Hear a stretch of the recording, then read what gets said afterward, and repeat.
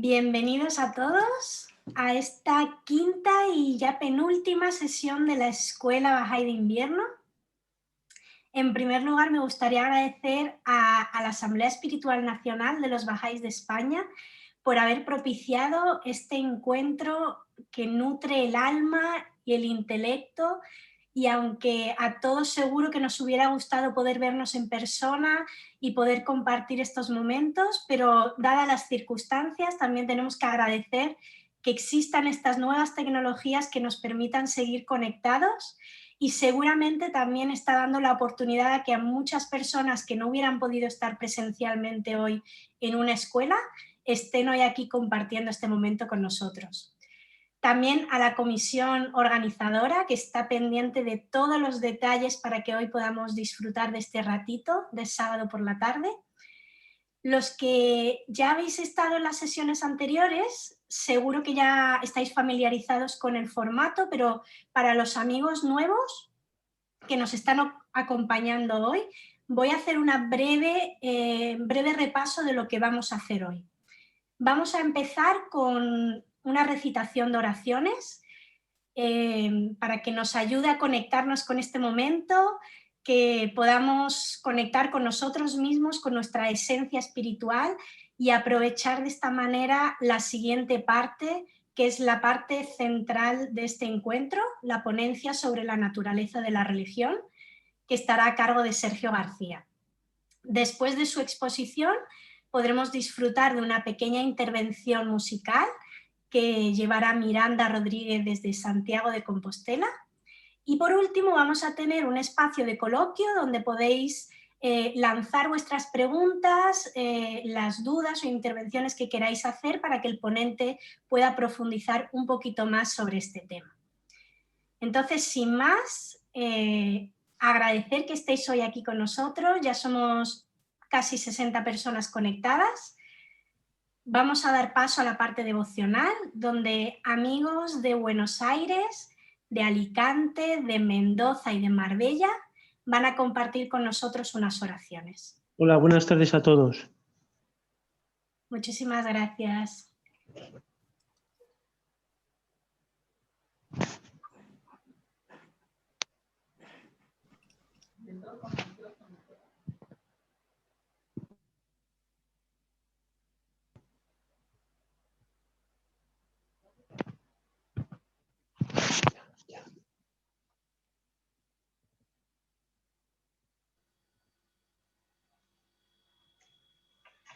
Magnificado sea tu nombre, oh Señor mi Dios. Tú eres aquel a quien todas las cosas adoran y no adora a nadie, quien es el Señor de todas las cosas y no es vasallo de nadie, quien conoce todas las cosas y no es conocido por nadie. Tú quisiste darte a conocer a la humanidad. Por tanto, mediante una palabra de tu boca, trajiste la creación a la existencia y diste forma al universo. No hay otro Dios sino tú, el moderador, el creador, el omnipotente, el todopoderoso. Te imploro, por esta misma palabra que ha brillado en el horizonte de tu voluntad, que me permitas beber copiosamente de las aguas de vida con la que has vivificado los corazones de tus elegidos y has reanimado las almas de quienes te aman, para que, en todo momento y en toda condición, vuelva el rostro completamente hacia ti. Tú eres el Dios de poder, de gloria y de munificencia. No hay Dios sino tú, el gobernante supremo, el todo glorioso, el omnisciente. Bahá'u'lláh.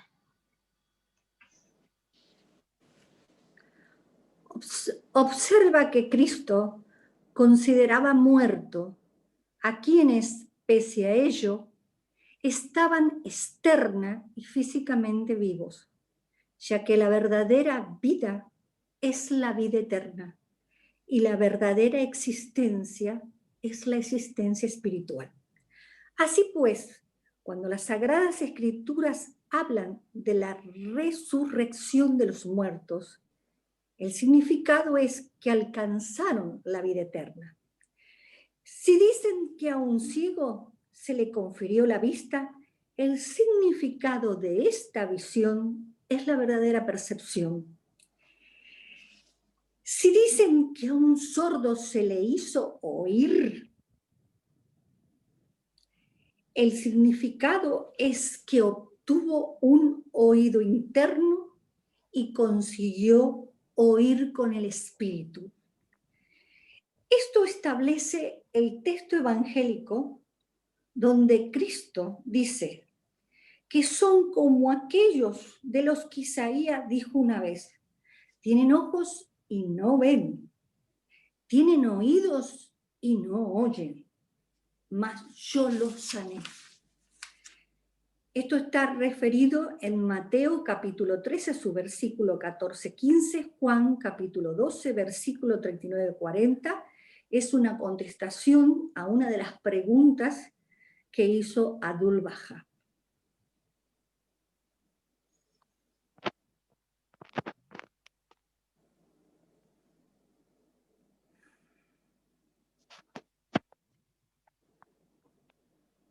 Contempla con tu vista interior la cadena de revelaciones sucesivas. Atestigua ante Dios que cada una de estas manifestaciones ha sido enviada por la acción de voluntad y propósito divinos, que cada una ha sido portadora de un mensaje determinado, que a cada una se le ha confiado un libro divinamente revelado, y cada una ha sido comisionada para descifrar los misterios de una poderosa tabla. La medida de la revelación con la cual cada una de ellas ha sido identificada había sido definitivamente preordenada. Baha'u'lláh.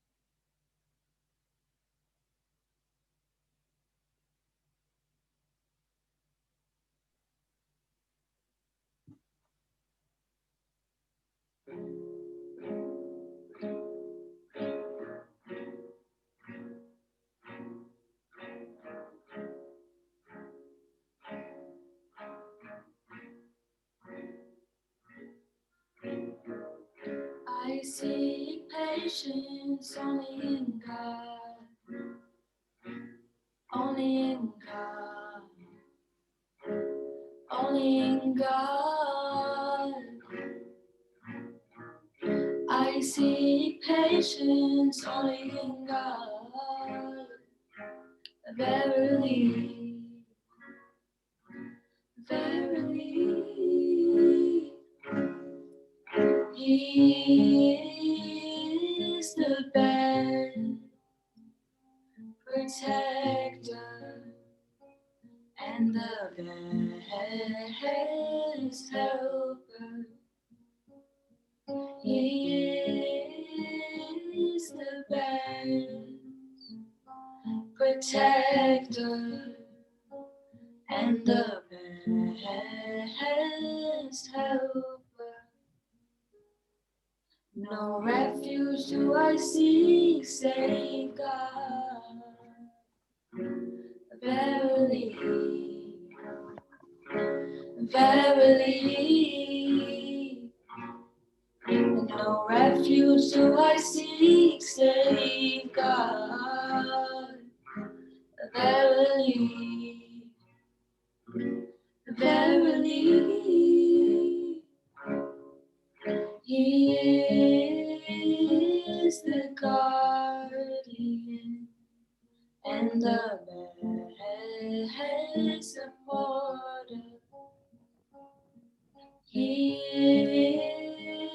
is the guardian and the best supporter. I swear by the glory of God, my Lord, the most exalted, the most great. He assuredly, as is divinely ordained, will make his heart shine with splendor.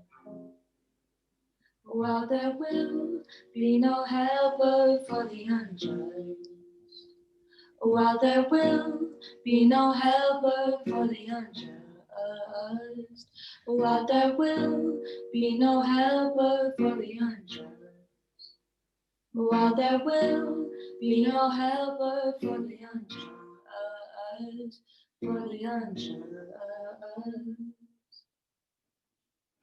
I see patience only in God, only in God,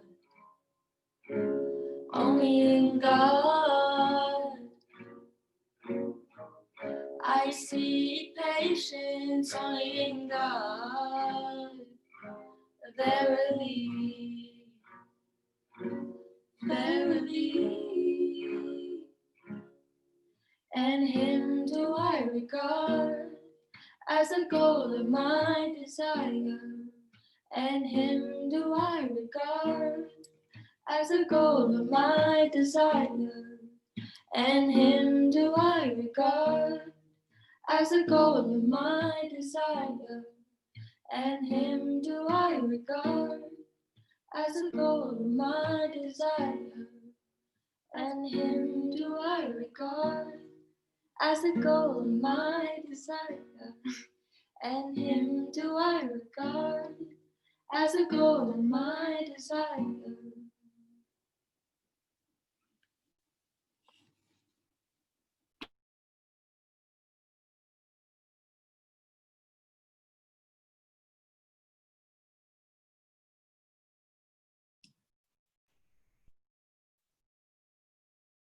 Muchísimas gracias a todos.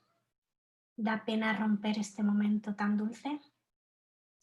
Pero bueno, yo creo que entramos con otra actitud a esta segunda parte. Ahora sí vamos a empezar a hablar del tema central de hoy, que es la naturaleza de la religión. Un tema muy profundo al que la humanidad siempre le ha dedicado atención y cuyo entendimiento también se ha ido puliendo a lo largo de los años, ¿no? Pero seguramente si yo ahora mismo os preguntara qué entendéis por la naturaleza de la religión, encontraríamos respuestas muy diversas, ¿no? Incluso algunos tal vez nos quedaríamos parados sin saber por dónde empezar a explicarlo. Entonces, para poder profundizar un poquito sobre este tema, hoy tenemos con nosotros a alguien que ha dedicado muchas horas a perfeccionar su comprensión sobre ello, que ha escrito numerosos artículos sobre la temática de la religión desde diferentes enfoques, tanto la religión y la ciencia, la religión y sociedad, cuál es el papel de la religión para el avance social. Ha coordinado la publicación de un libro sobre gobernanza y religión. Él es también doctor en sociología, investigador en la Universidad Pública de Navarra y actualmente es miembro de la Asamblea Espiritual Nacional de los Bahá'ís de España. Pero además de todo eso, me gustaría destacar su calidad humana. Todos los que le conocéis estaréis de acuerdo conmigo en que es un gusto trabajar con él. Tiene una alegría especial ante la vida y muchísima generosidad a la hora de compartir su conocimiento. Así que es un honor tenerle hoy aquí con nosotros a Sergio García. Muchas gracias. Muchas gracias, Nuri. Antes de seguir, quería dar la palabra a Ana, que va a hacer una recomendación técnica. Y luego ya sigo, ¿vale? Ana, por favor.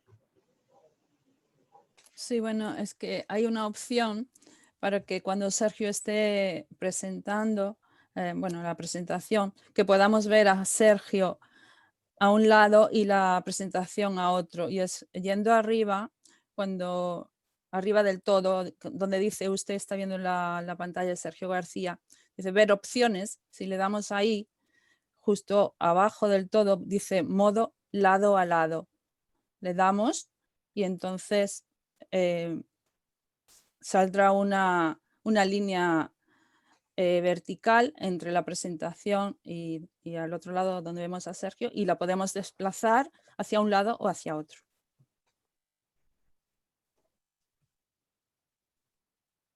Muy bien.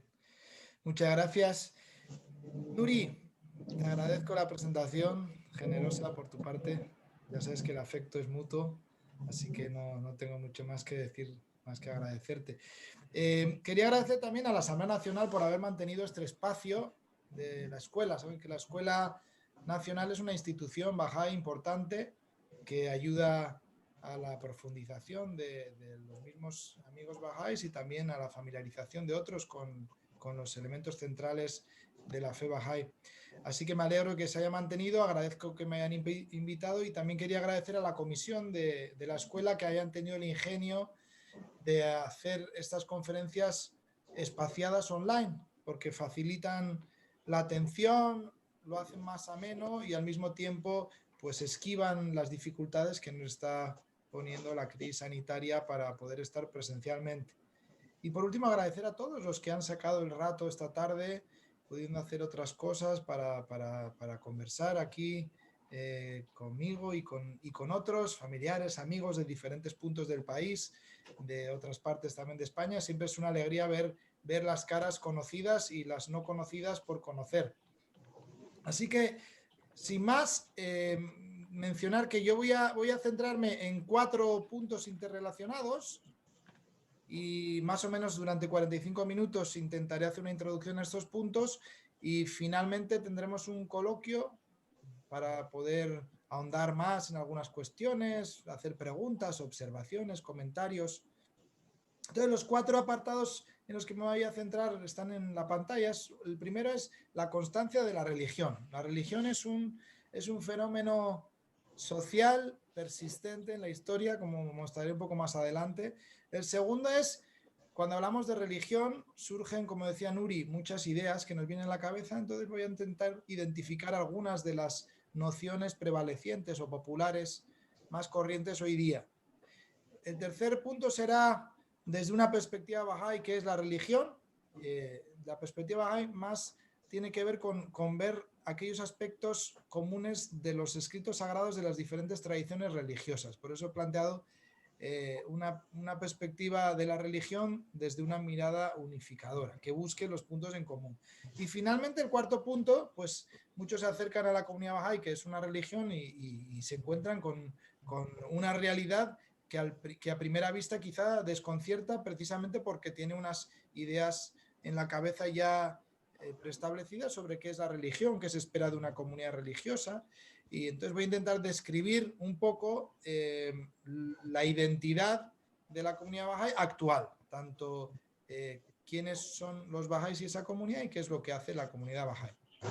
Así que lo que voy a estar compartiendo está pensado para que todos podamos avanzar en nuestro nivel de comprensión. Algunos será la primera vez que han escuchado hablar de las ideas bahá'ís, otros están un poco familiarizados, otros llevan muchos años y muchas de las cosas también pues quizás sean comunes. Entonces he intentado ajustar un poco la presentación pensando en cada uno de ellos. Así que habrá guiños a todas esas poblaciones diferentes que siempre confluyen en las escuelas. Y por eso es que suele ser desafiante el tener una conferencia en una escuela que enriquezca a todos, porque cada uno viene de un punto distinto. Entonces, bueno, con respecto al primer punto, la persistencia de la religión, mencionar que la religión y la civilización son consustanciales. Desde que hay civilización, hay religión. Y de hecho, la mayor parte de los antropólogos coinciden en que la civilización ha sido el resultado en parte de la religión. ¿Qué significa eso? Pues las primeras civilizaciones que se conocen, pues empezando por Mesopotamia, que tiene que ver mucho con lo que es la agricultura también y el tener que organizar de manera más compleja sociedades que antes estaban dispersas, de repente se inventa la agricultura, se tiene producción en exceso en comparación con la que había anteriormente y se tienen que organizar, ¿no? Entonces, ahí en esa zona de Mesopotamia, al lado del río, surgen unos asentamientos humanos exponencialmente superiores en tamaño a los anteriores. Y entonces ahí ya surge la primera religión así más estructural, porque siempre ha habido religión, incluso en las sociedades primitivas, que podríamos decir que no había civilización como tal. La civilización es la unidad de organización social más compleja, ¿sí? Por eso no siempre ha habido civilización y hay un corte muy claro, no con los Homo sapiens, sino con Mesopotamia. La Mesopotamia hace pues más o menos 6.000 años, ¿no? Entonces en esa sociedad particular más compleja la religión jugó ya un papel vital de cara a organizarse a través de los sigurats, que son unos templos particulares. Entonces ese fenómeno que tiene su origen anterior, incluso con el animismo, ¿no? Siempre las sociedades humanas siempre han tenido, como he dicho, religión, incluso esa perspectiva un poco de que hay espíritus y demás, siempre ha habido una inclinación hacia lo divino. Pues se ha mantenido a lo largo de toda la historia. En todos los pueblos, en todas las zonas del mundo, siempre ha habido una forma de religión u otra. Por eso hay consenso en que la religión parece consustancial con la humanidad. Es el primer hecho, ¿no? En todas las grandes civilizaciones, siempre en el corazón de la civilización hay un sistema de creencias, en todas. No puede haber civilización sin sistema de creencias, porque eso es uno de los elementos que aglutina, que hace que queramos vivir juntos, que nos sintamos partes de una misma entidad. Ahora, uno dirá, bueno, ¿qué pasa actualmente? Porque se habla de la secularización, ¿no? Sobre todo en el mundo occidental. Entonces, simplemente mencionar que la secularización es un proceso complejo que probablemente se haya malinterpretado. Entonces, yo digo que suele haber alrededor de la secularización hay verdades, mitos y pronósticos, ¿no? Entonces, las verdades, las que voy a compartir creo que son hechos, pero luego hay algunos mitos. Uno de los mitos es que la religión va a desaparecer, que es una de las cosas que tiene que ver con un pronóstico, es algo que esa afirmación no es científica. Y más cuando uno observa lo que está pasando en el mundo. Actualmente, si uno quiere saber realmente si la gente es religiosa o no, lo que tiene que hacer es mirar algunas de las encuestas de valores más importantes que se hacen cada 2 años, cada 3 años. Yo me suelo basar siempre en 2. Pew Research Center, que es uno que hace encuestas sobre la religiosidad de la gente a nivel mundial, y hay otro que es la encuesta mundial de valores, ¿no? Entonces, estas 2 encuestas mundiales, las 2 más importantes sobre esta temática, muestran que la religiosidad de la población en el mundo no ha desaparecido. De hecho, ha crecido un poco. Es cierto que la población del mundo también ha crecido. Por lo tanto, esa afirmación hay que mirarla con un poco de cuidado. Pero en términos generales, la religiosidad no ha bajado. Ahora, ¿qué ocurre? Que en algunas zonas del mundo sí que ha habido un proceso de secularización que tiene que ver con 3 cambios grandes que se han producido. Uno es que se ha racionalizado la vida social. Vemos que las sociedades anteriores a la modernidad le prestaban mucha atención a las tradiciones, a los mitos y al pensamiento supersticioso. Ese elemento de racionalización que se ha impuesto prácticamente en todas las partes del mundo tiene que ver con lo que se llama la secularización.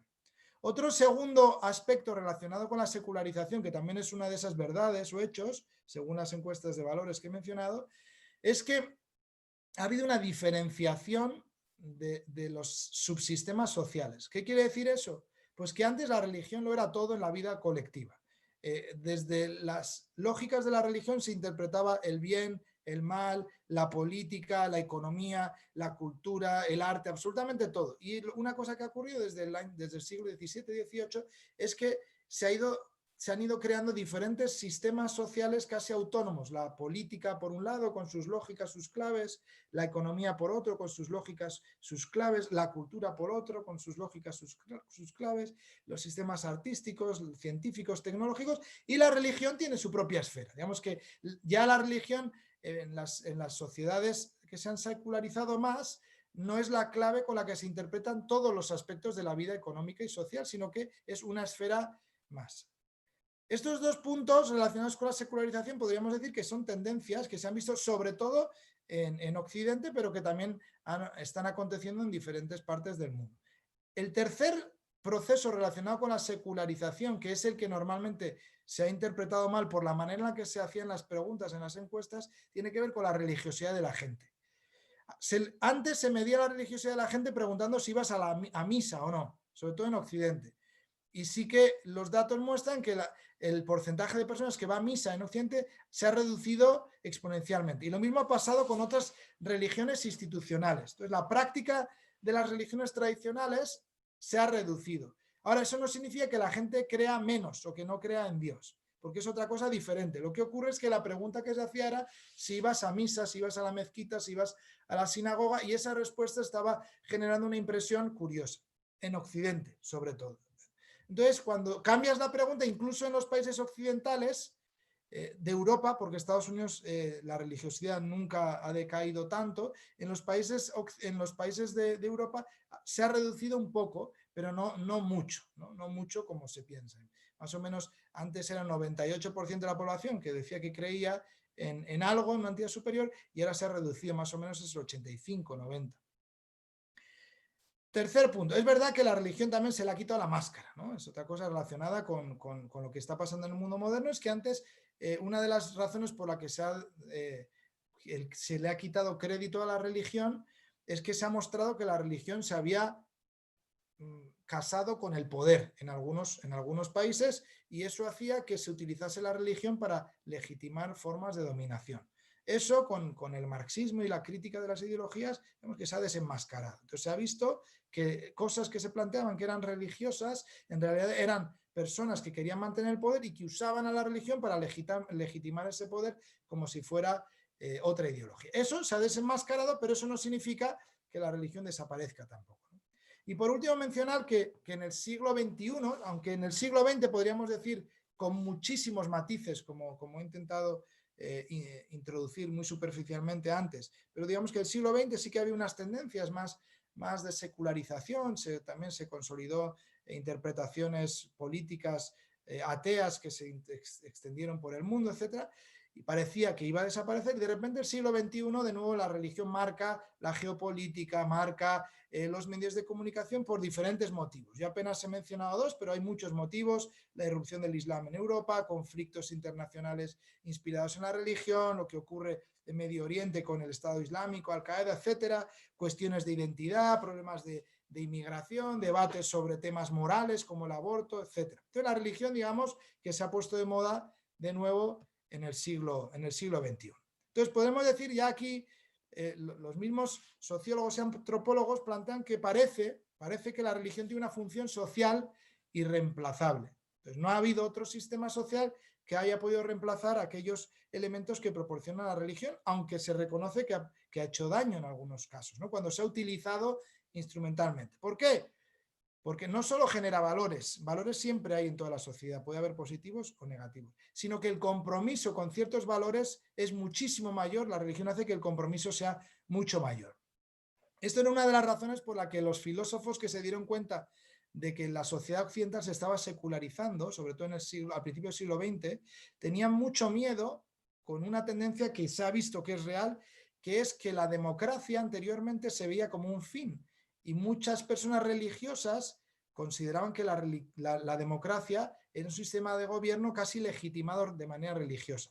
¿Qué ocurre? Como la religión ha ido perdiendo fuerza como ente interpretador de toda la vida social, las nuevas generaciones, todas las encuestas que muestran actualmente dicen que los jóvenes actuales ya no valoran la democracia como un fin, sino que si la democracia les soluciona sus problemas, bien, y si no, no les importa cambiar de sistema político, aunque eso menoscabe algunas de sus libertades. Por lo tanto, el compromiso con los valores que produce la religión es irreemplazable, parece. También es fuente de leyes, como se puede ver históricamente. Como he dicho antes, también ha sido la matriz civilizacional de los grandes enclaves del mundo, tanto en Oriente como en Occidente, como en Latinoamérica, en África. Por otro lado, genera cohesión social e identidad, que esto de la cohesión social es un aspecto clave, porque las sociedades actuales cada vez son más diversas.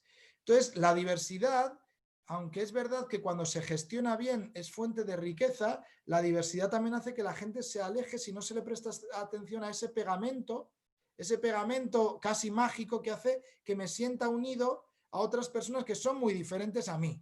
pueden ser que piensan diferentes, tienen diferente nacionalidad, puede ser diferente idioma, pero si vivimos en una misma sociedad, puede ser que su mismo pensamiento, valores, cultura sea muy distinto al mío, pero necesito convivir con ellos. Entonces la religión ha sido históricamente una fuente de cohesión, ese pegamento y de identidad que ha logrado trascender lo más básico, que es la identidad familiar, yo con mi familia a muerte, pero contra otros, ¿no? Esa tendencia humana, o con mi tribu, ha logrado la religión trascender la familia, la tribu, el clan, el Estado, nación, incluso, y ha creado unidades de identidad mayores.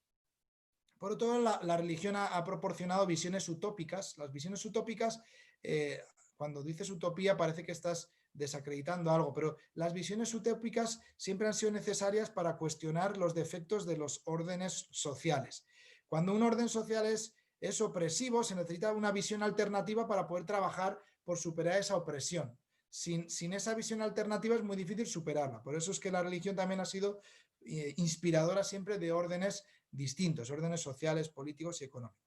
Por otro lado está la cuestión de las religiones como entidades que proporcionan servicios y gestionan los servicios sociales, han impulsado procesos de desarrollo, de democratización. Entonces también como organizaciones se reconoce que han tenido mucho valor. Un dato en España, aunque el modelo de distribución de alimentos es muy mejorable y tiene muchos defectos, pero finalmente, por ejemplo, la red que tiene Cáritas de asistencia social es una red fundamental, y hay muchas instituciones religiosas en España que son las que están llegando a sectores a los que no llega finalmente las instituciones públicas, en algunas comunidades autónomas. En otras no. Hay comunidades autónomas que funcionan muy bien las instituciones públicas con los servicios, y otras que funcionan bastante mal, y las religiones han ayudado en eso. Lo mismo pasa con muchos países con los proyectos de desarrollo.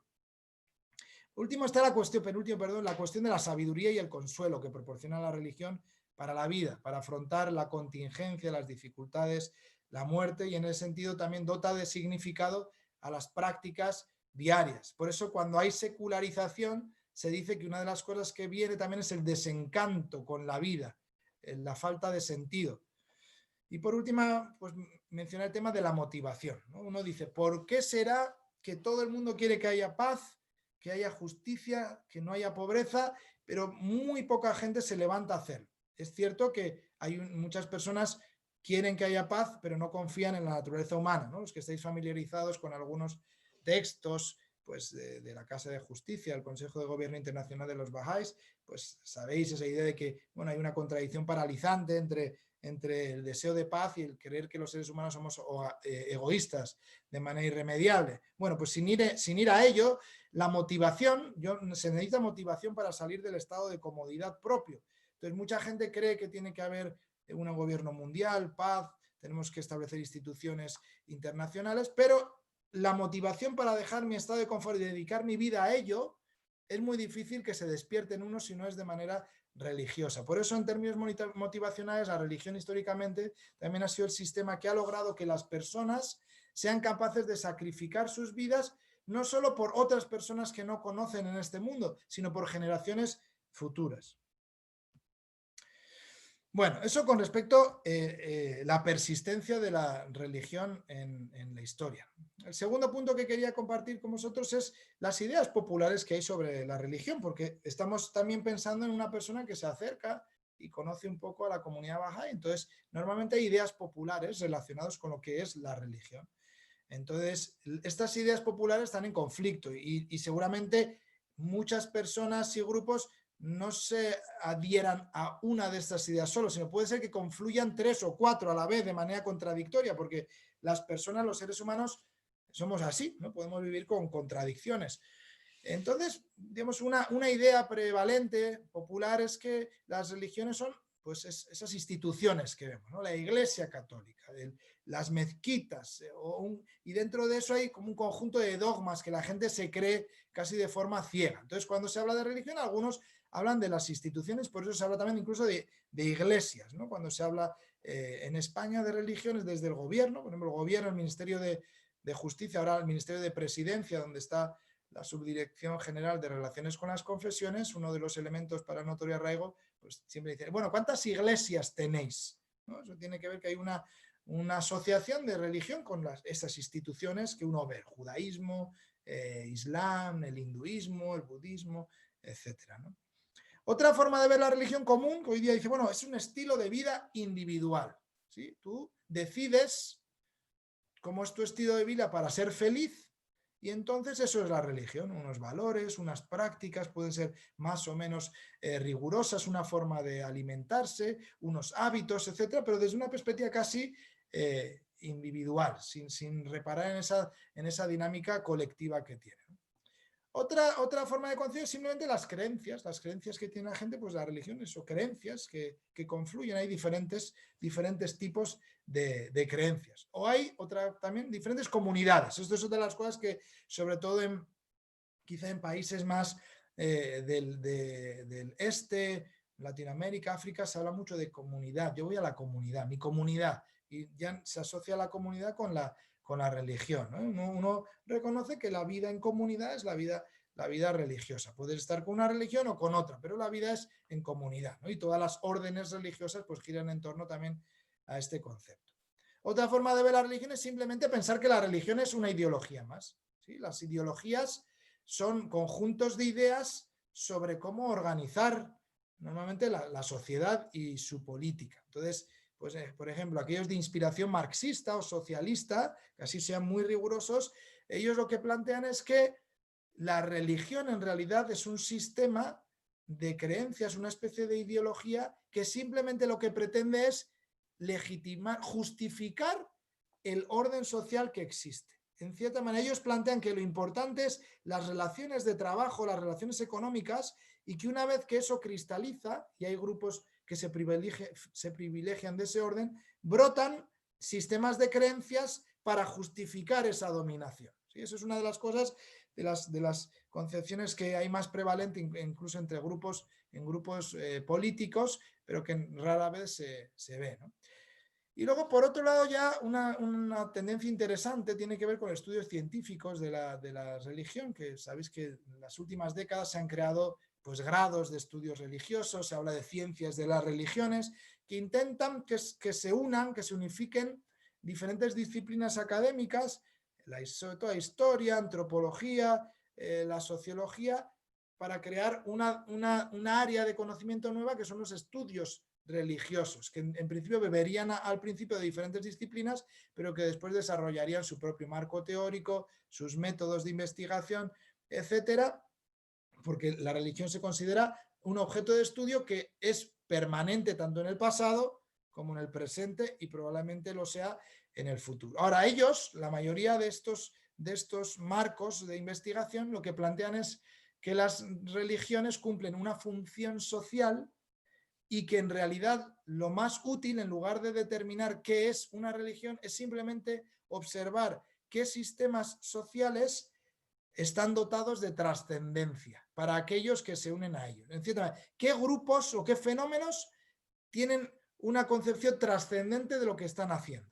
Si eso hay, se puede decir que son nuevas formas religiosas, ¿no? Entonces, en ese sentido se estudian fenómenos como la religión en sí, digamos las religiones tradicionales, los nuevos movimientos religiosos, pero también el fútbol, algunos hinchas, algunos equipos específicos, algunos clubs, pues todo lo que tiene que ver con los extraterrestres, también la ufología, el ecologismo extremo también, que tiene todo un planteamiento trascendente. Entonces, más bien lo que se busca es diferentes formas de religiosidad dentro del mundo moderno, se puede llamar así, ¿no? Pero siempre reconociendo que la religión no va a desaparecer. Ahora, tercer punto. Entre toda esa maraña o mezcolanza, ese collage, ese sancocho para los argentinos que nos están viendo, si colombianos, esa mezcla de todas esas nociones, ¿cómo lo podemos ver de forma unificadora, ¿no? Es un elemento que nosotros, pues los bahá'ís decimos muchas veces, ¿no? Hay que tener una mirada unificadora de la religión. Entonces, la única manera es poder mirar a los escritos, a los textos de las diferentes tradiciones religiosas, para ver si el texto por lo menos hay cierta complementariedad. Y entonces, obviamente uno al hacer ese análisis, parte del supuesto de que sí, ¿no? Porque si buscas diferencias también existen, pero si uno parte del supuesto de que hay elementos de unión, uno puede observar cosas como las que voy a decir yo ahora, ¿no? Entonces, por un lado, igual que podemos decir que la ciencia, aunque tiene muchas disciplinas, ¿no? Lo mismo, la economía, las ingenierías, la física, la química, etcétera, pues tiene muchas disciplinas, pero hablamos de la ciencia como un sistema de conocimiento. Del mismo modo, aunque veamos diferentes corrientes religiosas, podemos decir que es un sistema, también un sistema de conocimiento y práctica, pero que aborda cuestiones específicas de la vida individual y de la vida colectiva. Entonces, en cierta manera, podemos decir que la religión es un sistema de conocimiento histórico que siempre se ha ocupado del tema recurrente que aparece en el último punto de la presentación, que es la relación del hombre con Dios, con el mundo espiritual, y cuáles son las implicaciones que eso tiene en cada momento histórico para la vida individual, o sea, para mí y para la vida colectiva. Entonces, ese ha sido el objeto de estudio de la religión a lo largo de la historia, ¿no? Es un sistema que trata de la relación del hombre con Dios y con la realidad espiritual que plantean todas las religiones, que subyace a la realidad física, podríamos decir que es una realidad todavía superior y que tiene implicaciones, según la vamos descubriendo, en la manera en que organizamos mi vida personal, pero también mi vida en comunidad, mi vida política, económica, social, artística, científica y demás. También podemos decir que la religión ha sido probablemente la fuente de civilización principal. Civilización tanto del cultivo de la persona como el cultivo de la sociedad. Ahora, decir principal significa que uno no excluye que ha habido otras fuerzas muy importantes que han conducido al avance de la civilización. Fuerzas que incluso pueden ser contradictorias, como la guerra o la irrupción tecnológica o los cambios económicos o los desastres naturales. Digamos, todas estas cuestiones también han operado en la historia, pero cuando uno analiza también desde una perspectiva así histórica, viendo el rol de la religión, uno ve que también ha sido una fuente civilizacional permanente. Incluso podríamos decir que cada religión construye sobre la anterior, ¿no? Esto es otra de las cosas que ahora tiene que ver con el método, ¿no? El método que ha usado la religión para ser fuente de civilización es diferente a cualquier otro método al que estemos acostumbrados, sino que ha sido la intervención cada 500 o 1000 años de figuras inspiradas, figuras proféticas, mensajeros de Dios, manifestaciones de Dios, seres especiales, muy especiales, que aparecen muy rara vez en la historia y que cada uno ha ido educando a la sociedad de manera paulatina, como si fuesen diferentes profesores para diferentes momentos históricos. ¿Qué ocurre? Que como la humanidad no se conocía hasta hace poco, que los diferentes continentes pues han estado desconectados unos de otros, cada uno en un momento histórico podía tener su religión al mismo tiempo que otra, porque no había comunicación entre ellos. Pero ahora sí podríamos ver desde nuestro prisma privilegiado que ha habido una sucesión más o menos cada 500 o 1000 años de figuras proféticas en diferentes partes del mundo que han construido unas sobre otras. El eje sobre el que se objetiva la religión ha sido el texto, ¿no? Los textos religiosos es el eje, pues el Bhagavad Gita, los primeros textos que se conocían, el Tiki-Taka, de todas las religiones, ¿no? El Antiguo Testamento, la Biblia, etcétera, el Corán. Entonces podríamos decir que ese es el eje de la religión, pero luego también la religión tiene comunidades de práctica que toman ese texto como objeto de estudio e intentan traducirlo a la realidad práctica, tanto en la vida individual como en la vida colectiva. Y esas enseñanzas que trae el texto sagrado, tiene unos elementos esenciales que no cambian. Por ejemplo, el tema recurrente en todas las religiones, en todos los textos, es la relación del hombre con Dios, aunque alguno podría decir, bueno, pero es que en algunos budismos no se habla de Dios.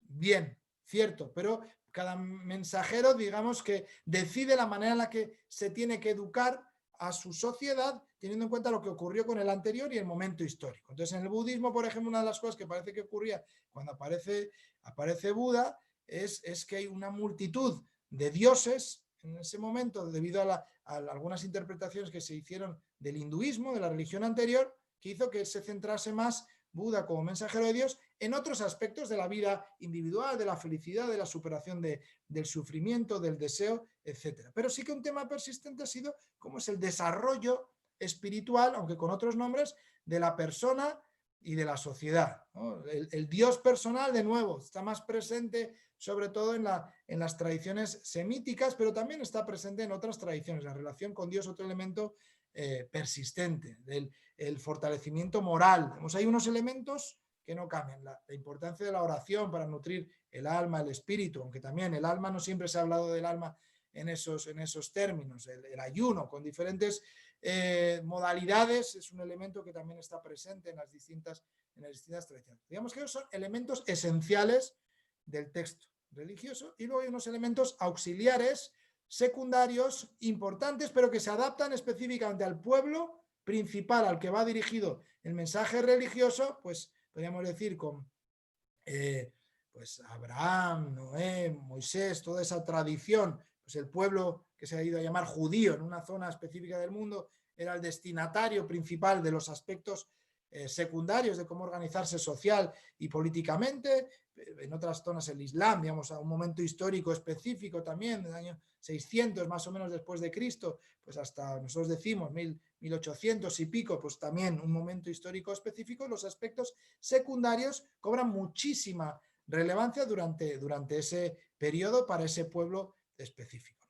Pero podríamos decir que la religión es una, por eso hablamos de unicidad de la religión, como si fuera un libro. En realidad esos textos podrían ser diferentes capítulos del mismo libro. Ahora, no solo es progresión en la religión, podríamos decir que también tiene un elemento cada vez que irrumpe uno de esos mensajeros de Dios, pues cuando vino Jesús, ahora se celebra, ¿no? Pero también cuando apareció Moisés, los judíos, cuando uno estudia el judaísmo desde dentro, ve la importancia que le dan algunos aspectos, como cuando Moisés recibe las tablas que baja del monte, ¿no? Le reciben toda la noche leyendo las tablas, y esa fiesta la festejan hasta ahora en cualquier parte del mundo. Entonces hay un elemento revolucionario también cada vez que aparece un personaje histórico inspirado por los mensajeros de Dios. Entonces no solo es progresión paulatina, sino de repente hay cambios también revolucionarios, ¿no? Eso es, digamos, una forma de ver a la religión si uno tomase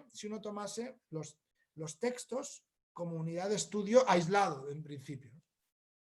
Ahora, hasta aquí para algunos es común. Lo que he dicho, digo, sí, pues sí, eso ya lo tenía más o menos claro. Entonces, para esos, ¿no? También hay una serie de cuestionamientos que se pueden hacer, algunas afirmaciones para las que viene bien tener respuesta adicional. Entonces, yo quiero también invitar a aquellos que lo que he dicho hasta ahora, pues más o menos lo conocían, que se plantean estas preguntas no para responderlas aquí, sino para responderlas después en casa y estar mejor preparados para justificar racionalmente, incluso históricamente, esas afirmaciones que no dejan de ser desafiantes y que no todo el mundo toma como hechos, ¿no? Entonces, una es, bueno, ¿cómo puedes hablar de religión ante tantos grupos? Hay tal diversidad de grupos, ¿cómo puedes decir que es una religión? Eso es porque te lo crees así. Si no te lo creyeras, no lo verías. Bueno, pues para eso hay que ver algunas respuestas que las hay, ¿no? Y os lo invito a que lo podáis seguir profundizando. Otra es, bueno, es verdad,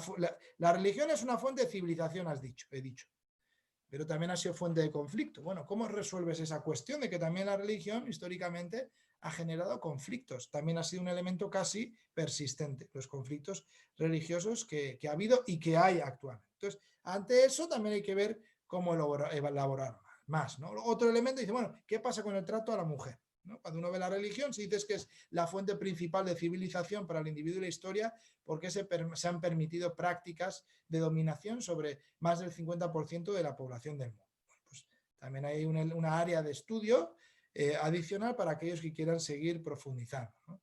Otra pregunta, bueno, ¿qué pasa con la esclavitud? La esclavitud no fue cuestionada por ninguna religión hasta que yo sepa, hasta Bahá'u'lláh, ¿no? No es porque fuese mejor, sino que cuando uno analiza las afirmaciones de los textos sobre esto, de repente aparece allá una denuncia de la esclavitud. ¿Por qué? La esclavitud ha sido un elemento problemático históricamente. Entonces, ¿qué ha ocurrido, ¿no? ¿Qué razones ha habido para eso? Porque las hay. No es que se pensara que la esclavitud era buena, pero quizás se considera que había otros aspectos más importantes que al trabajarlo se podía abordar. Bueno, digamos que hay algunas otras dificultades que viene bien uno que las tome, que se dé cuenta para poder seguir profundizando sobre ellas. Yo no me voy a detener, pues porque tenemos que seguir el hilo, ¿no? Luego, si queréis también hacer alguna pregunta sobre estas cuestiones, pues si queréis lo profundizamos. Pero sí que hay que reconocer que a veces uno afirma cosas y que necesita refinarse un poquito más, ¿no? Bueno, aquí llegamos al cuarto y último punto, antes de la conversación. Entonces yo me acerco a la comunidad bahá'í de mi barrio, porque al final los bahá'ís están en el barrio, ¿no? Lo que he dicho hasta ahora son elementos, sobre todo del texto, pero un aspecto fundamental de la religión, de todas, es que la religión, podríamos decir que tiene un aspecto divino, es el método que aparece ese personaje inspirado, pero tiene una dimensión humana, que también está expuesta a las fuerzas humanas positivas y negativas, que son las comunidades que se organizan en torno al texto. Cada vez que aparece un personaje histórico, una manifestación de Dios y trae una revelación, trae un texto, se crea una comunidad de seguidores creciente que toma el texto, como he dicho, como objeto de estudio y trata de traducirlo a la realidad, de trasladarlo a la realidad tanto de sus vidas personales como de la organización social y de su organización comunitaria. Entonces, en este caso, tenemos un fenómeno igual. Está la comunidad bahá'í. Pues la comunidad bahá'í es un grupo de personas, una comunidad humana que ha tomado el texto que trae Baha'u'lláh. Podemos decir que también el que trajo el Bab, otro mensajero de Dios, mensajeros gemelos, el Bab y Baha'u'lláh, pero sobre todo el texto de Baha'u'lláh, y hace del texto su objeto de estudio. No para estudiarlo en casa solo, sino con la misión individual y colectiva. O sea, los bahá'ís, la comunidad bahá'í son personas, pero también una comunidad comprometida con traducir a la realidad, llevar a la realidad, tanto en la vida mía como en nuestra forma de organizarnos, tanto mi comunidad religiosa como la política, la economía, el arte, la ciencia, la tecnología, paulatinamente, a la luz del texto de Baha'u'lláh y en diálogo con la ciencia, que ahora vamos a verlo por qué. Pero digamos que eso es la comunidad, una comunidad de personas con una misión. Entonces, aunque vaya a mi barrio y me encuentre con tres, la misión está ahí. Puede ser más consciente esos tres o no, pero la misión la tiene, ¿no? La comunidad bahá'í, de crear una organización social alternativa inspirada en el texto, tanto a nivel local como a nivel nacional y a nivel mundial. El segundo rasgo podríamos decir que no es una comunidad perfecta. Y esto es claro, ¿no? Ni somos perfectas las personas, ni perfecta la comunidad bahá'í, pero sí aspira a ello. Aspira a la perfección sabiendo que nunca se va a lograr y habla de ello. Por lo tanto, es más desafiante para el comportamiento humano, porque si yo nunca hablo de la veracidad, me puedo permitir el lujo de no ser tan disciplinado con eso. Pero si le hablo a todo el mundo de la veracidad, pues tengo que ser un poco más riguroso con la forma en la que digo verdades y mentiras, ¿no? Lo mismo con la comunidad bahá'í. Digamos que no es perfecta, pero aspira a la perfección, habla de la perfección, por lo tanto, está esforzándose individual y colectivamente para avanzar hacia ella, la perfección que emana de Dios. Esa es la motivación, la belleza de Dios que se debe reflejar en mi comportamiento y en el comportamiento de la comunidad, intentando captar perspectivas del texto e intentando aplicarlas y ver cómo se manifiestan en la práctica. Otro tercer rasgo de la comunidad bahá'í que me voy a encontrar en mi localidad es que la comunidad bahá'í a nivel mundial y nacional y local intenta operar científicamente. No un cientifismo reduccionista con un método, unas técnicas, pero sí intenta ser rigurosa, intenta aprender de la experiencia, de la experiencia intentar traducir el texto a la realidad práctica. Bueno, ¿cómo nos organizamos? ¿Cuáles son nuestras instituciones? ¿Qué prácticas colectivas vamos a instituir? ¿Cómo vamos a educar a nuestros hijos? ¿Cómo tratamos a los jóvenes? ¿Qué proyectos hacemos? ¿Cómo debe ser la vida económica? Entonces, la comunidad bahá'í intenta hacer eso de forma científica, tomando el texto religioso y también viendo los métodos de la ciencia y el conocimiento de la ciencia y aplicándolo al abordaje de esas áreas de la vida política, económica, social y espiritual, tanto mía personal como de nuestro grupo, de nuestra comunidad creciente, ¿no? Entonces, otro punto que vamos a ver es que la comunidad que me encuentre, en mi localidad, en mi barrio, valora mucho, hay unas cosas que valora mucho, incluso habla de actividades básicas. ¿Qué valora mucho? ¿Qué considera que es lo fundamental? En ausencia de todo lo demás, por lo menos que haya estudio, el estudio de la palabra sagrada, en grupo, individualmente y colectiva. Por eso es que vas y siempre están estudiando, hay grupos de estudio. El servicio, el servir a otros, el intentar ayudar a los demás, que tiene que ver con traducir a la práctica lo que está en el texto, que se logra a través del servicio. Por eso siempre están haciendo proyectos, vamos a hacer esto, lo otro, intentando hacerlo cada vez mejor.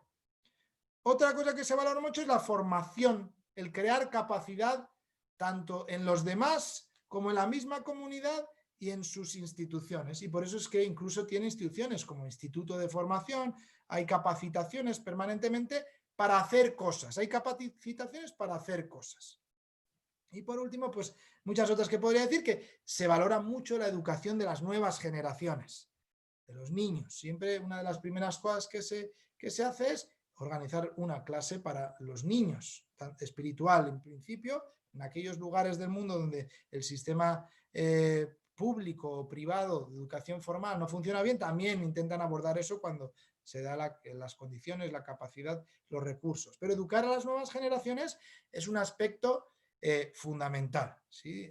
Y los Baha'ís intentan dedicarse a ello y hacerlo cada vez mejor y formar a otros para que puedan hacerlo y que eso además llegue a todos los que se puedan. Son elementos que se valoran mucho en la comunidad Bahá'í y que uno lo va a observar. Lo mismo va a pasar con los adolescentes, cómo acompañarles en esa etapa, con los jóvenes y demás. Por otro lado, otro aspecto importante que se va a encontrar uno con la comunidad Bahá'í es que tiene un lenguaje y un marco para el aprendizaje y la acción propio. Tiene unas palabras que uno no está acostumbrado. Esto ocurre en todas las religiones. Las religiones siempre tienen un lenguaje. De hecho, podríamos decir que la religión tiene su propio lenguaje. El que está muy familiarizado con el Antiguo Testamento se le hace más fácil entender el Nuevo Testamento y el Islam. El que está muy familiarizado con el hinduismo se le hace más fácil entender el Islam. Al que está muy familiarizado con el Islam se le hace más fácil comprender la fe Bahá'í. ¿Por qué? Simplemente porque tiene que aprender el lenguaje religioso. Una vez que se aprende, luego es más fácil comprender el texto. Esto le pasa hasta a los Bahá'ís que te dicen, yo es que leo los escritos de Baha'u'lláh y me cuesta entenderlo. Y es normal, porque uno tiene que adoptar el lenguaje de la religión para después poder comprender. Bueno, la comunidad Bahá'í tiene eso, y además de eso, tiene un lenguaje que ha desarrollado para referirse a lo que está aprendiendo sobre ese proceso de traducir a la realidad práctica las enseñanzas, los enfoques que están en el texto. Tiene un lenguaje para ello y por eso es que se encuentra que hablamos que si agrupaciones, bueno, la agrupación, la reunión de reflexión, el comité de enseñanza de área, que son aspectos que si te vas al texto exclusivamente no lo hayas y puedes decir, oye, pero ¿por qué se habla de esta manera si no está en el texto?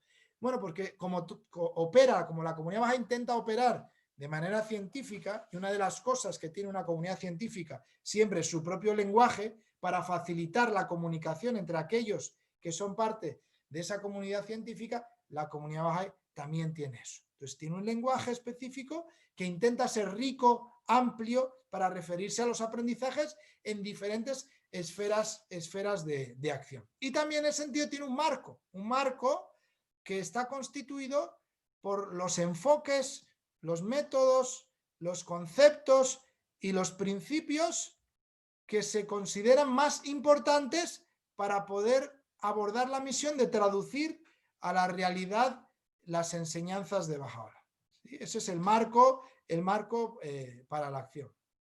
Ahora, otro punto es que la comunidad Bahá'í es diversa. Depende, si uno ve la comunidad mundial Bahá'í, sin duda es probablemente la organización humana más diversa del planeta. Pues una misma comunidad mundial, todos son Bahá'ís y es una identidad compartida y está compuesta por la mayor parte de las etnias, grupos nacionales y sociales del mundo, ¿no? Por eso es muy, muy diversa. Quizá cuando yo voy a mi localidad, pues no es tan diversa la comunidad Bahá'í. Pero normalmente la pauta es que se encuentra más diversidad que en el resto de la sociedad. Ahora, si la sociedad es muy homogénea, pues no hay muchísima diversidad, pero sí hay más diversidad normalmente que la sociedad que le circunda. Y eso suele ser uno de los elementos atractivos para algunas personas, porque no deja de ser algo resaltable que personas muy diversas se sientan parte de la misma comunidad, cuando en sociedades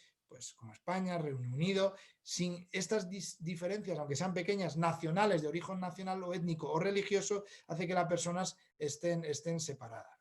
Y yo diría que es glocal. Me gusta decir esto, que es la comunidad es glocal. ¿Qué es eso?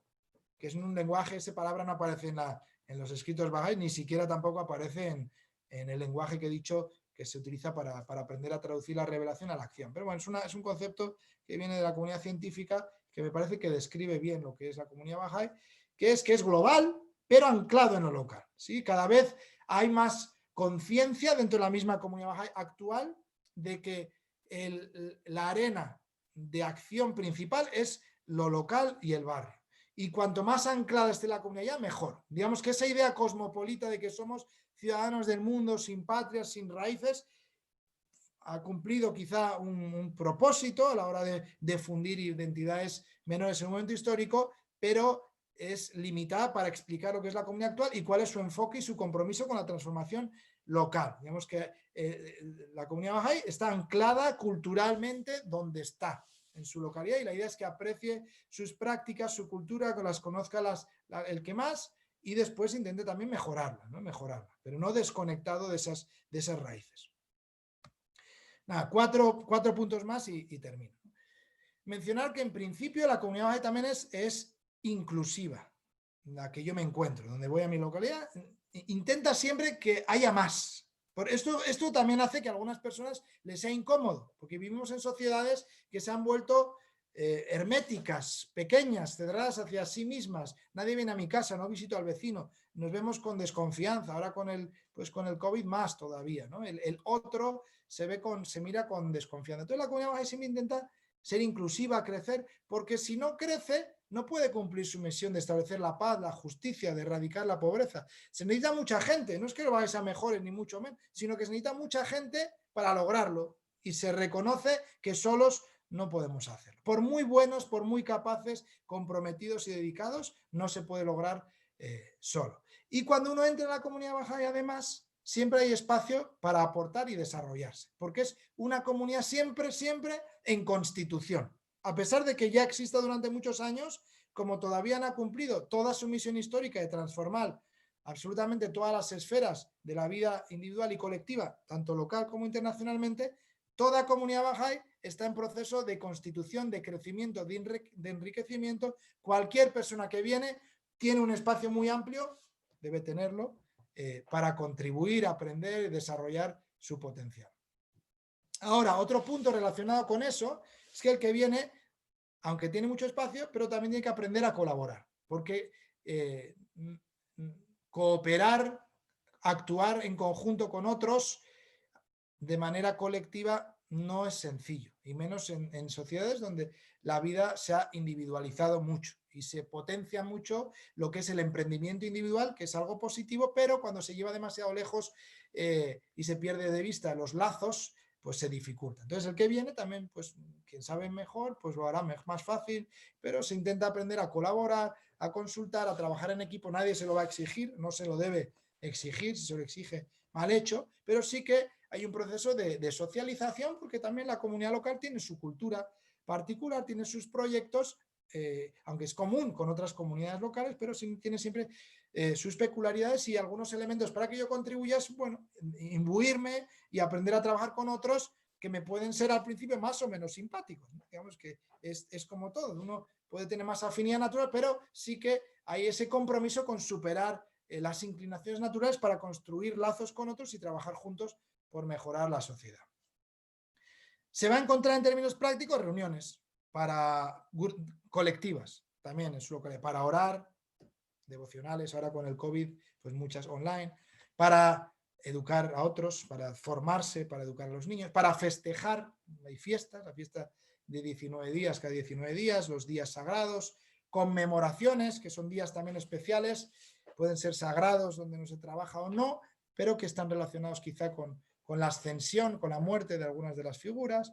hay reuniones para reflexionar sobre la acción cada vez más, porque el compromiso social, como he dicho antes, es fuerte. Siempre hay que tener en vista que es la relación del individuo y el grupo con Dios y las implicaciones de la realidad espiritual, pero en esta época eso se traduce en un compromiso con el avance social férreo, porque es la primera vez en la historia que está a nuestro alcance poder establecer la paz, la justicia y erradicar la pobreza. Y para eso, digamos que ha venido un nuevo mensajero de Dios y la comunidad Bahá'í asume esa misión como una misión histórica, pero con otros, ¿no? Siempre para hacerlo con otros.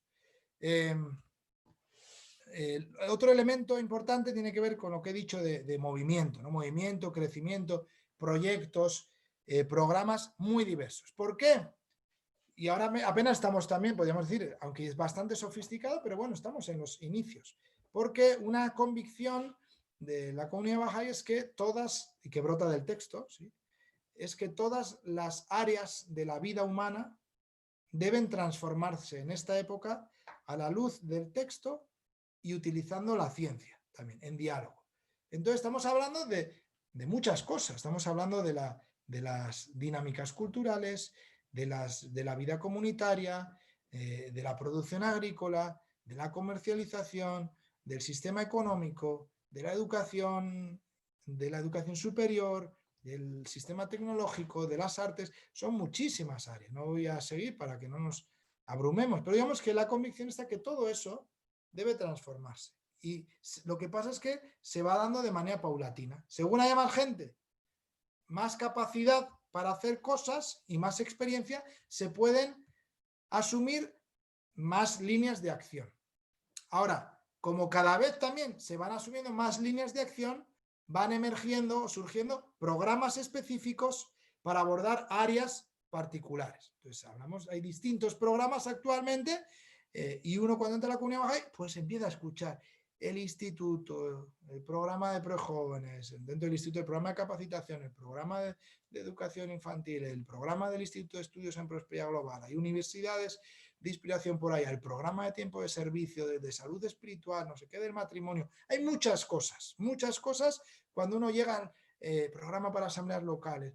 Entonces, bueno, para pioneros, simplemente mencionar que las áreas que se han de transformar son múltiples y se van a hacer de manera progresiva y tienen que ir surgiendo programas para que no sea solo yo con otra persona con su capacidad, su inteligencia, su dedicación, sino que surja algo que sea replicable. Los programas permiten que no solamente en mi localidad se pueda hacer algo bien, sino que se pueda exportar o se puede importar mejor de otra parte del mundo y también tenga impacto allá. Por eso van surgiendo programas.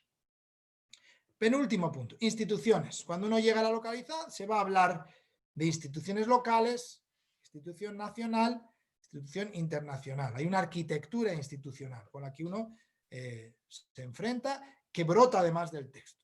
Hay una parte esencial que brota del texto, por lo tanto, la relación con las instituciones se toma de forma sagrada. Tanto yo como individuo con mi institución local, nacional o internacional, consejo de gobierno, la asamblea espiritual local en mi localidad, la asamblea espiritual nacional en mi país, la Casa Universal de Justicia y otras instituciones también axiales, pues hablamos de los consejeros que estimulan también a los individuos, los miembros del cuerpo auxiliar, digamos, hay elementos axiales, el consejo regional para mi región, etcétera, que es como la pauta, el patrón también para poder organizar la sociedad institucionalmente de manera distinta.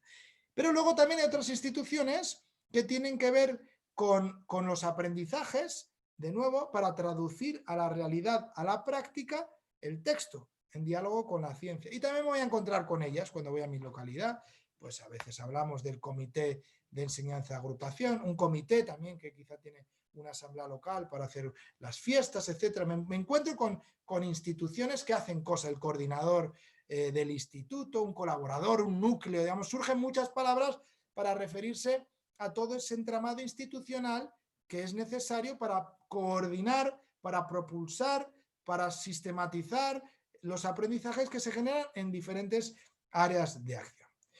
Y por último, digamos que tenemos y no por ello menos importantes, ni mucho menos, pero están las prácticas individuales. Los Bahá'í, los individuos, pues también uno me va a encontrar con ellos y cada individuo también está haciendo un esfuerzo grande por intentar elevarse a los estándares que aparecen en el texto, en la revelación, y por comprometerse lo máximo posible con ese proceso de traslación a la realidad del texto a través de los planes que vienen de una de las instituciones internacionales o de los planes nacionales, para abordar paulatinamente todas esas áreas de crecimiento y de cambio de forma paulatina. Entonces los individuos están comprometidos, también comprometidos, y hablan entre ellos de sus compromisos también individuales, las oraciones obligatorias, el estudio del texto sagrado, la época del ayuno, el intentar elevarse al estándar ético y su comportamiento, el ser obediente al gobierno, digamos, el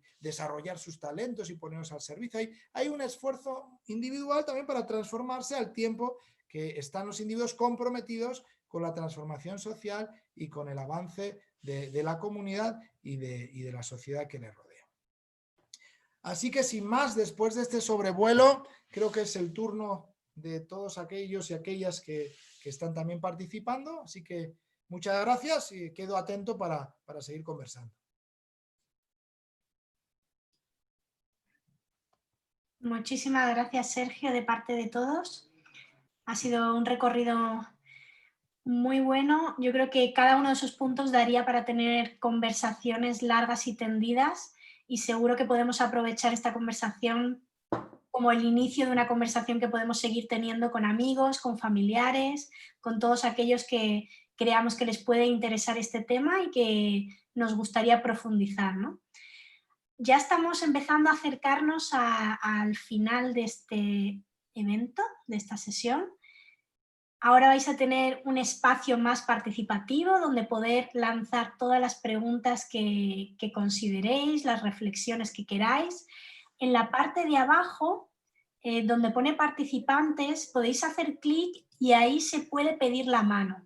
Entonces, si hacéis eso, yo puedo ver en el listado el orden por el que vais a pedir la mano y os puedo ir dando paso de manera coordinada.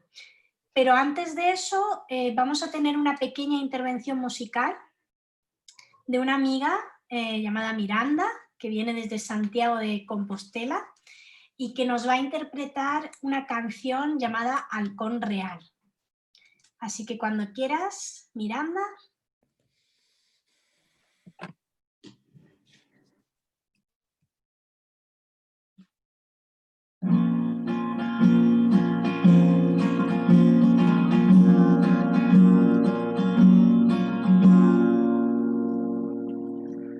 Soy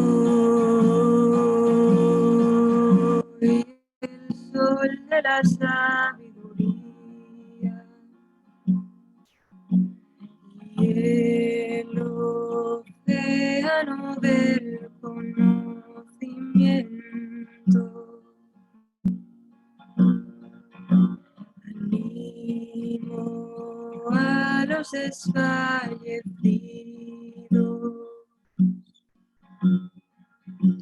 y hago revivir a los muertos.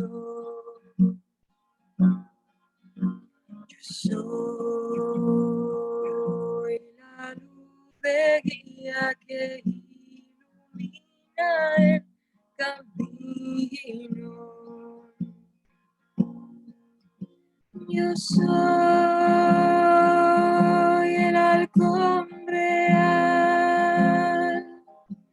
posado en el brazo del Todopoderoso. Despliego las alas caídas de toda herida y le ayudo a remontar el vuelo.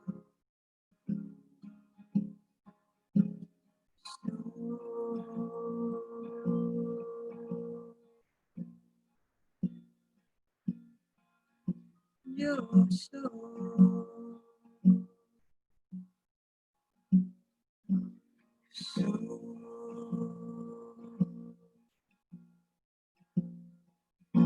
Yo soy.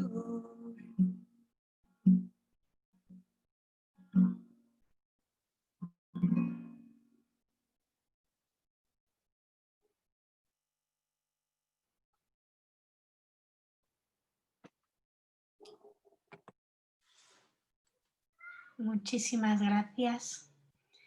Gracias por dejarnos disfrutar un poquito de tu arte. Y ahora ya sí, vamos a dar paso a las preguntas. Como el tiempo es limitado, os rogaría que fuerais concisos con lo que queráis compartir, porque nos encantaría que todas las personas que quieran hacer preguntas o compartir sus impresiones puedan poder hacerlo. Entonces vamos a intentar ser directos con nuestra intervención. Y la primera persona que tengo es Olga. Así que adelante, Olga. Hola, ¿qué tal? Muchas gracias, Sergio, por tu charla, un tema muy difícil, muy complejo y muy conflictuado en estas épocas.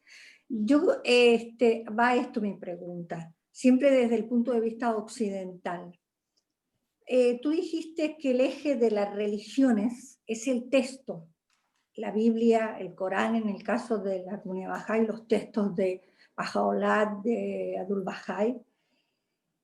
Ahora, tú dijiste también que ese texto es llevado a cabo, o sea, es interpretado, tomado por cada comunidad religiosa y practica esos textos. Entonces tenemos diversidad de religiones. Ahora, todas esas diversidades de religiones que se van ayudando, porque cada una hace la interpretación a su modo, ¿cierto?, de lo que es el texto, no vendría a quebrar el concepto de unicidad que tú has planteado con respecto a la religión, y no vendría eso mismo a establecer que hay religiones que tienen un poder de dominación por sobre otras.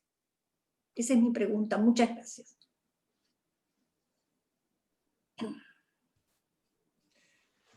¿Respondo ahora o tomamos varias palabras? Lo que me digáis, ¿eh? Yo creo que puedes responder porque no hay muchas palabras por ahora, entonces vamos respondiendo directamente. Sí.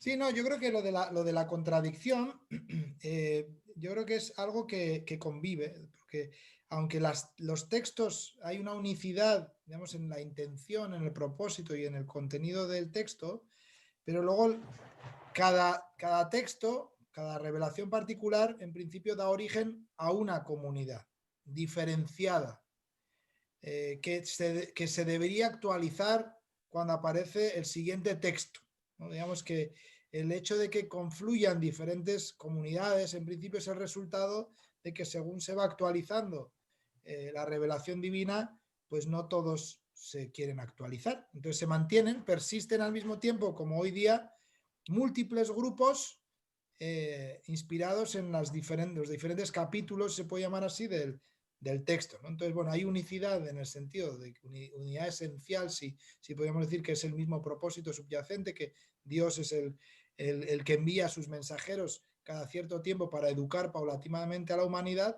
pero luego sí la respuesta de la humanidad varía. En principio sí que debe haber pues, un reconocimiento de todos ellos, ¿no? Se va ampliando el abanico de mensajeros y de enseñanzas, debería haber una actualización, pero como eso no ocurre, pues confluyen diferentes grupos, ¿no? La mayor parte de los cuales que afirman además que pues es la pretensión de finalidad, que solemos decir que la suya es la mejor y que no va a haber nunca ninguna más, ¿no? Y esa es fuente de conflicto. Lo segundo, también, sí, la religión, yo lo he intentado mencionar, la religión también, el uso de los textos religiosos por parte de individuos interesados, líderes religiosos, representantes políticos, ha generado formas de dominación extremadamente sutiles y poderosas. ¿Por qué? Sutiles porque las personas que son dominadas pero piensan que viven en el régimen más maravilloso de la historia y del mundo, pues muy difícilmente salen de esa dominación. Y no se dan cuenta, sobre todo cuando eso se combina con una educación baja, no se dan cuenta de que existe una utilización por parte de los líderes del texto. Y esto es un fenómeno constante también a lo largo de la historia y actualmente constante. No quiero tampoco entrar en mucho, pero cualquiera de los regímenes políticos actuales que han estado en descrédito pues lo primero que hace, una de las primeras cosas cuando ya está cayendo es traer a líderes religiosos, utilizar pues, el lenguaje religioso para legitimar su poder de esa manera. Es una utilización y los líderes religiosos pues muchas veces se han prestado y se prestan a ello. Y por eso es que se desacredita la religión como sistema. Es como si la ciencia es un sistema igual y los científicos, a veces, individuos, tienen intereses particulares y utilizan el nombre de la ciencia para justificar sus opiniones y sus intereses. Ellos también están haciendo un uso desinteresado. Ahora, no se debe criticar a la ciencia como tal, sino que son esos individuos que están haciendo mal uso. Con la religión es igual, la religión es un sistema con sus textos, su propósito divino. Ahora, hay individuos que la usan de manera interesada, inapropiada, y como es tan poderosa, porque genera tanta motivación, pues puede hacer muchísimo daño también, y lo hace. Gracias, muchas gracias. Usted.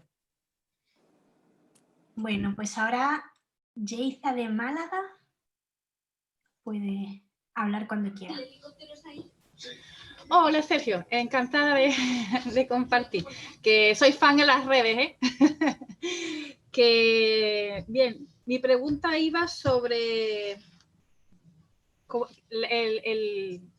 lo que dijiste sobre la visión utópica, que la visión utópica también es necesaria para contraponer la imagen de una sociedad decadente, ¿no? Me ha gustado mucho porque a veces cuando nos dicen que los bajáis somos utópicos, nos entra como sentimiento de culpa, como que somos unos soñadores fantasiosos, y eso no es más que un argumento más para desacreditar a la religión. Entonces yo creo que más que una pregunta es que me ha llamado muchísimo la atención ese argumento, ¿no? Porque a veces no... Eso. Sí, no, pero creo que hay dos dimensiones que viene bien diferenciar. Por un lado, antes, yo no sé, cuando Bahá'u'lláh apareció, imaginaos una persona, un conjunto de seguidores muy pequeños, en una parte pequeñísima del mundo. Y está hablando de establecer un gobierno mundial, unas instituciones internacionales, de espiritualizar a las masas. En aquel entonces es normal que se diga que es una utopía, ¿no? Digamos, el no lugar, eso es imposible. Estás diciendo algo...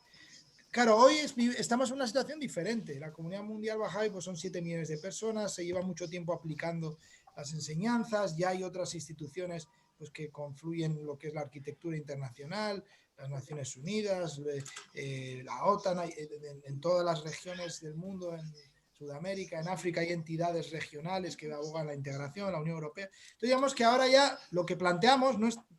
Incluso no se puede descartar el utópico. Vemos que hay muchos otros que están hablando diciendo que ese es el siguiente paso. Ni siquiera el no lugar.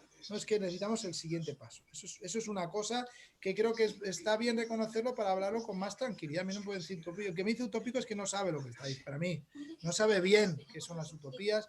Y el siguiente paso no está tan lejos, ¿no? Por eso algunos esperamos que el coronavirus puede ser un revulsivo casi para concluir ese proceso de integración global que está en marcha y que las 2 guerras mundiales lo han azuzado mucho y que parece que todavía se resiste, pero no queda tanto. Están las Naciones Unidas ahí con reformas también importantes que esperan. Ahora, lo otro que yo decía, lo segundo, esto lo dicen los científicos sociales, ¿no? Hay si queréis la referencia, pues a los que les gusta, ¿no? Como hay diferentes niveles, hay 2 filósofos, Mannheim, que es el maestro, y Ricoeur, un francés. Lo pronunciaré mal, seguro, porque no sé francés. José María Echey está por ahí, seguro que le habla bien francés. Entonces, Ricoeur y Mannheim, ellos plantean que toda sociedad, a lo largo de la historia, siempre tiene una tensión entre la ideología y la utopía. No digo que lo que ellos digan sea tampoco, ¿eh? Entonces dice que la ideología es el sistema de creencias que tiene una sociedad para justificar que sea así y que no se cambie. Pues los derechos humanos en algunos países se puede ver como una ideología. Dice, mira, aquí se respetan los derechos humanos, esto es la democracia, digamos, es un elemento ideológico siempre necesario que reduce los males sociales y que hace que no se vean casi para que haya estabilidad. Y es necesario. No podemos ver todo lo malo porque querríamos estar cambiando el orden todo el rato y revolucionándolo todo el tiempo y eso es imposible, ¿no? Y entonces, pero se necesita combinar esa ideología con visiones alternativas, que sí que pongan de manifiesto los problemas del orden, y a eso es a lo que él se refiere, ellos se refieren como utopías alternativas, deslegitimadoras del orden, ¿no? Digamos, esa es otra dimensión de lo que yo estaba diciendo. Muy bien. Gracias. Pues la siguiente palabra la tiene Teresa Blanco. Hola Sergio, ¿me oís? ¿Se me oye? Hola, Sí. ¿qué tal? Encantada de haberte escuchado porque además le has dado un enfoque mucho más racional a todas estas cosas que estamos acostumbradas a oírlas, pero yo nunca había oído un enfoque tan interesante como el que nos has dado. Muchas gracias. Mira, me he quedado un poco colgada porque yo he estado tomando notas de todo, pero me he quedado un poco colgada cuando has hablado del aspecto de los estudios científicos en las religiones. Ahí me quedé en blanco, no he sabido a qué te refieres. ¿Me podrías explicar? Bien. No, luego comparte los apuntes. Yo creo que los apuntes están mejor que la charla todavía, porque tiene el añadido. Bueno, vale. Sí, no, vale, los compartiré. Yo que decía es que en las últimas décadas, ya es largo, ¿no? Pero se han creado nuevos estudios en las universidades que han venido a llamarse estudios religiosos. En España solamente hay másters. Ahora mismo hay un grado que está a punto de aprobarse en la Universidad Complutense de Madrid. Y luego hay másters de ciencias de las religiones o estudios de las religiones. Entonces, yo estaba mencionando que debido a que es un elemento consustancial a la historia, a la especie humana y que no ha desaparecido, incluso eso ha estimulado a las universidades para que creen un nuevo área de estudio. Es como la criminología también es un área nueva, ¿no? Digamos que a medida que van surgiendo diferentes problemas, áreas, la organización del conocimiento y las instituciones académicas tratan de responder y surgen nuevas áreas, ¿no? Otra es la justicia transicional o los estudios de paz, ¿no? Son áreas nuevas que en los últimos años han surgido y que se crean entonces nuevas teorías, métodos, programas universitarios. Entonces, con las ciencias de las religiones, que es como le llaman, ha ocurrido lo mismo. O sea, hay un área creciente en el mundo y en el sistema universitario que son los estudios religiosos que no son seminaristas. Hasta ahora los estudios religiosos se hacían en los seminarios o en las madrasas o para ser, yo no sé, rabinos que se iban a Israel, tienen sus programas. Estos son estudios académicos científicos, igual que eres graduado en matemáticas como José Luján, eres pues ingeniero o eres graduado en ciencias de la religión. Vale, muchas gracias. Tenemos dos palabras más. Es Keivan y Patti desde México y Carmen Paniagua seguidamente. Si os parece, como queda poco tiempo, tal vez pueden ya decir ellos sus comentarios y Sergio que pueda hacer una conclusión final con las preguntas.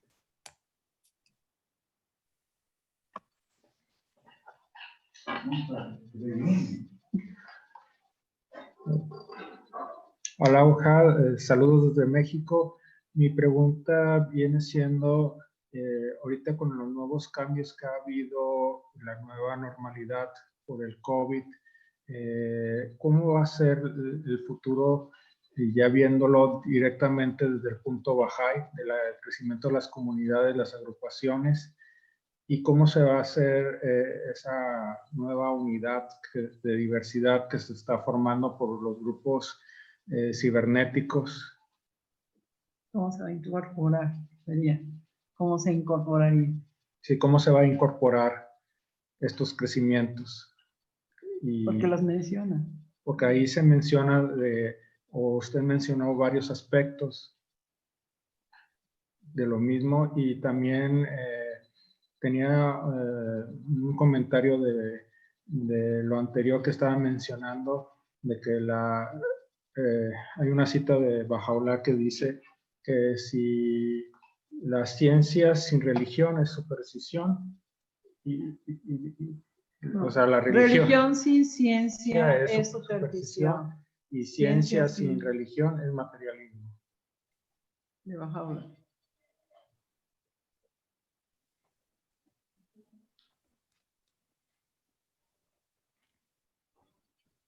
Muchas gracias, amigos. No sé si Carmen también está ahí y puede lanzar su pregunta. Sí, yo lo que quería preguntar es que Sergio hizo una alusión a que dijo que la religión no solamente es progresión, sino también revolución. Si podría ampliar el segundo aspecto de revolución. Gracias.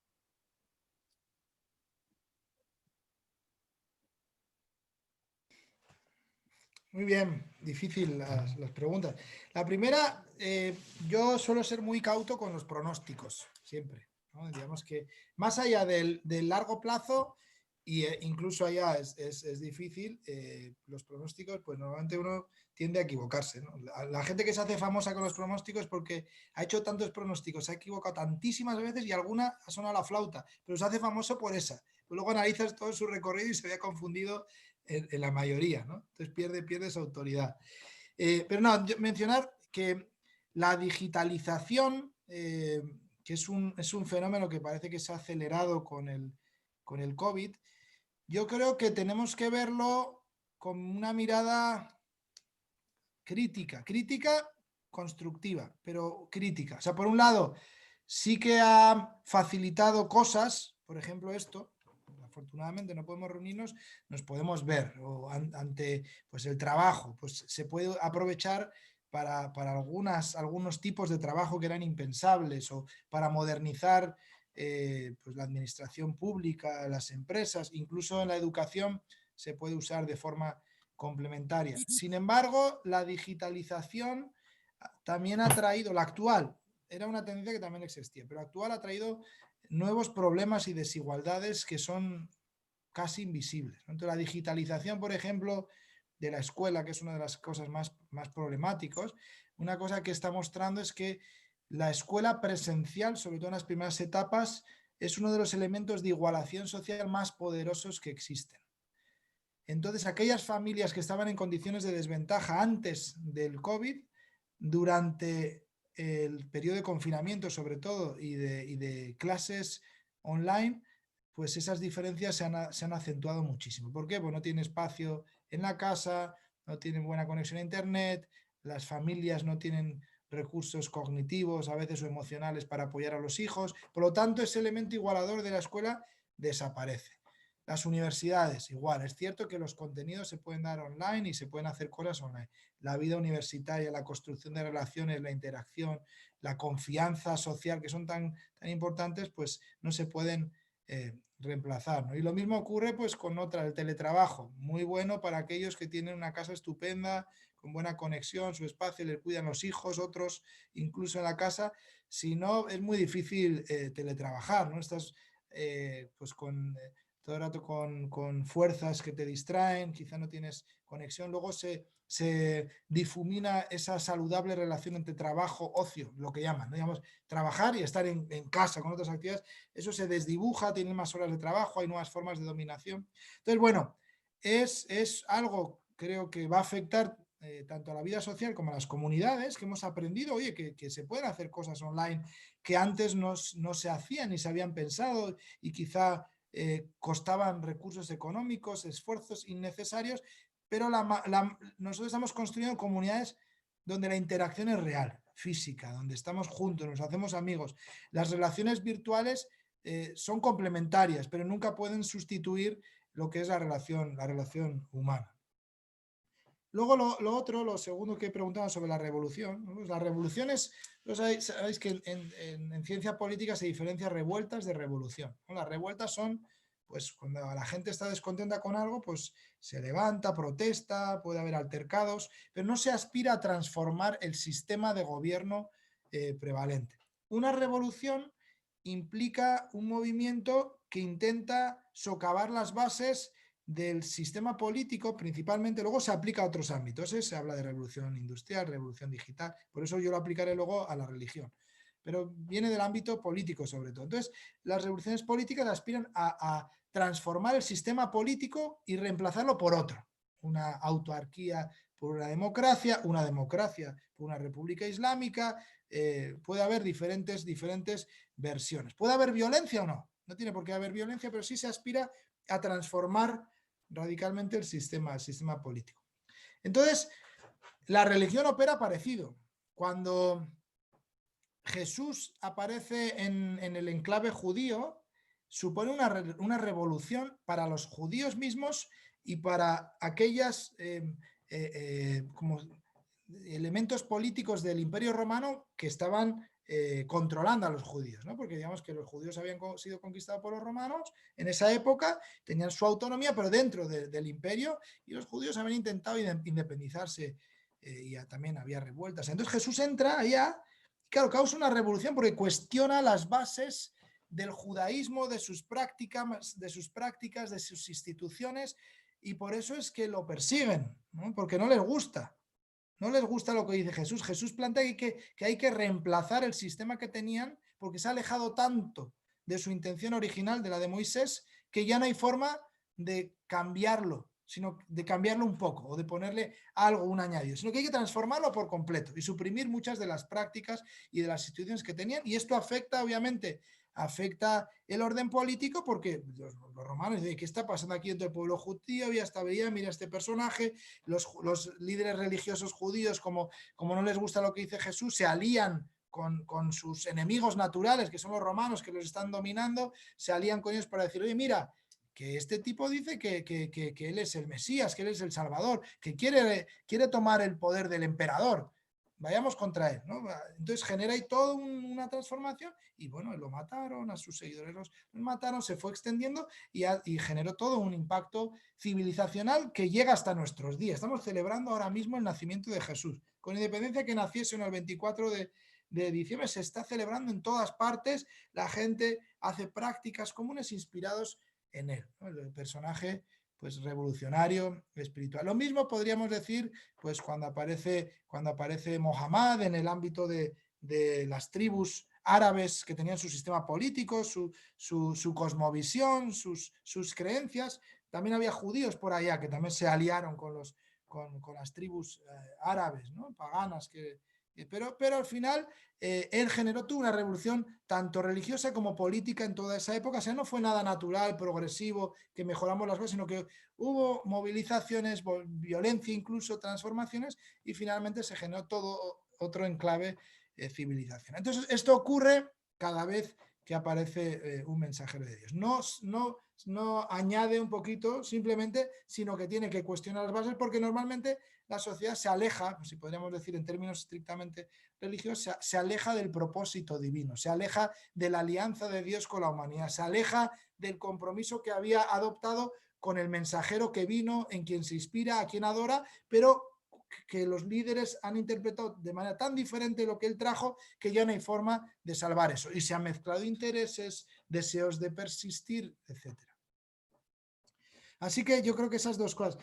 Todo lo que he dicho, o gran parte de lo que he dicho, sobre todo de la religión como sistema, está de manera condensada en ese texto que muchos conoceréis, que es Una misma fe, ¿sí? Publicado en 2005. Está auspiciado por la Casa de Justicia. Ese es un texto muy, muy bueno para poder entender las transformaciones que se han dado actualmente en términos religiosos y también ver cuál sería la perspectiva Bahá'í de ello. Porque intenta nutrirse además de los estudios contemporáneos sobre la religión y al mismo tiempo de lo que aparece en los escritos, ¿no? Lo que ocurre es que cada párrafo de ese texto debería tomarse y analizar los conceptos que hay y que uno quizá no esté familiarizado con ellos para poderlo entender bien y ver sus implicaciones, ¿no? Ahí hay mucho. En el texto a las autoridades religiosas del mundo, pues también hay cosas, ¿no? Que es previo de la Casa de Justicia directamente, que envió a los líderes religiosos en 2002, pero en ese otro se elabora mucho más, se abunda mucho más. Así que os invito a que sigáis estudiándolo, profundizando sobre él, porque hay muchas claves para entender lo que está ocurriendo en el mundo, ¿no? Así que nada, muchas gracias, un placer, la verdad, tanto haber compartido como haber escuchado las reflexiones y las preguntas. Gracias también a Nuri por la moderación y a todos aquellos que están en la invisibilidad ayudando con las cuestiones técnicas, a los participantes, familiares, amigos que están también viendo. Muchas gracias a todos. Espero que haya servido pues un poquito a cada uno, ¿no? A mí me ha servido para poder pues de estar con vosotros. Espero que a vosotros también, ojalá. Muchas gracias a ti, Sergio. Ya hemos llegado al final de este coloquio. Espero que, como dice Sergio, haya sido provechoso. Para mí ha sido un placer estar aquí esta tarde de sábado con vosotros. Solo recordar que ya la última sesión de esta escuela de Bahá'í de invierno va a ser el próximo sábado. Lo va a hacer María Jesús Rodríguez y el tema va a ser el significado de las pruebas. Entonces os animo a que podáis participar si podéis, si conocéis personas que les pueda interesar, que les invitéis a venir, porque se enriquece mucho con las preguntas y la participación que tenemos todos en estas sesiones. Y nada, para finalizar, solo quería compartir una frase de Bahá'u'lláh que decía que la religión de Dios es para el amor y la unidad. No la convirtamos en causa de enemistad y disensión. Así que muchas gracias y hasta pronto.